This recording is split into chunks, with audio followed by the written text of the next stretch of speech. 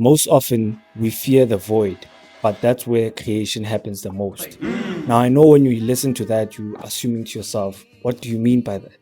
Well, with this simple diagram over here, I'll actually be giving you a breakdown as to why every time you make an attempt to move into a new frequency or you set out on a new path, there's always this tendency to always have this certain level of fear because of the void that comes with it.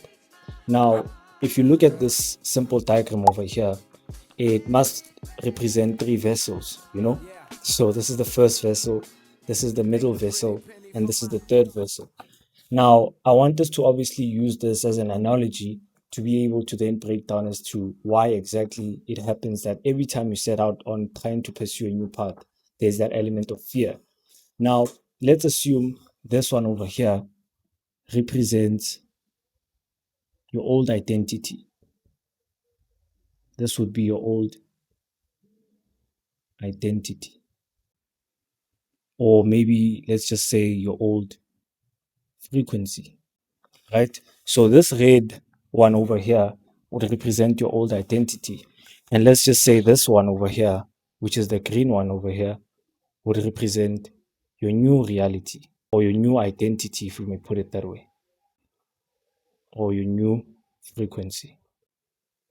Now, you have to understand that in order for you to be able to move from your old identity or your old frequency into your new identity or your new frequency, it is a prerequisite that you have to obviously go through the void.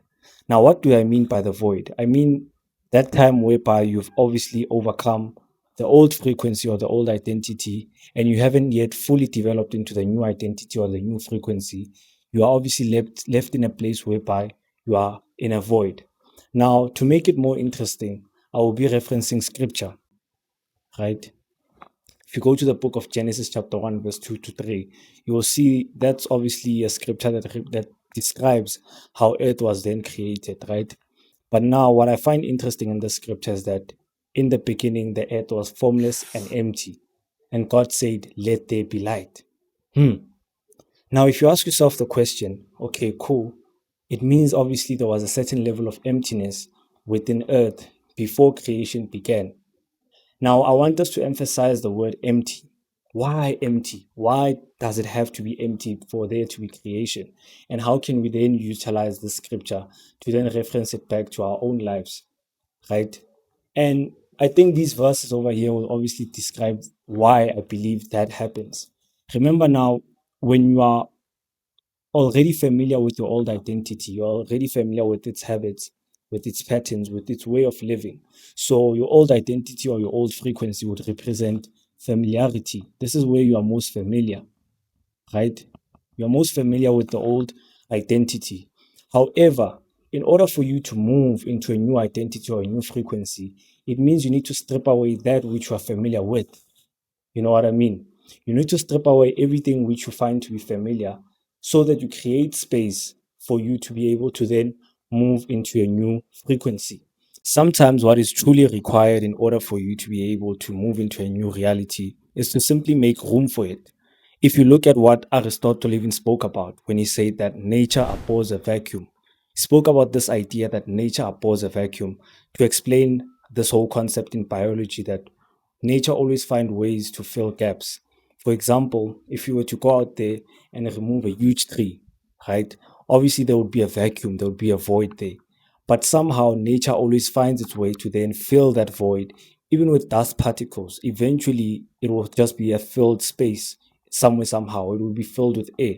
Now, we use this concept and we can use it metaphysically to obviously explain that within the void, within this place whereby you are obviously empty and you are dealing with that battle of trying to obviously overcome your old frequency and move into a new frequency, when you obviously have more intention in that season in your life, or when you obviously are more intentional, it allows you to then formulate this new identity or to move into this new frequency. However, it is also noted to know that the reason why it's so uncomfortable within the void is because in the midst of this, you start to obviously remember the familiar parts within yourself that you've obviously overcome. And that's where the difficulty obviously lies. At first, you assume, okay, cool, I should have maybe stayed here because it was comfortable. Now I'm dealing with this whole emptiness or with this void. and I am not obviously fully established into the version of myself that I set out to be. But it's simply because the void is where the cracks are. The void is where the cracks are. That's where creation obviously happens. I think another thing that obviously affects us the most is that we assume that the process of creation is a beautiful process.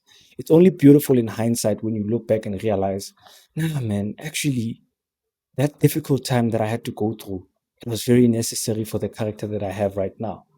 And it's simply because when you are still in the midst of that void, when you are in the midst of the crack, it's difficult to be able to then understand why all of this is happening. However, with obviously intention and obviously allowing yourself to go through that process of then evolving into this new frequency, then it allows you to be able to then move.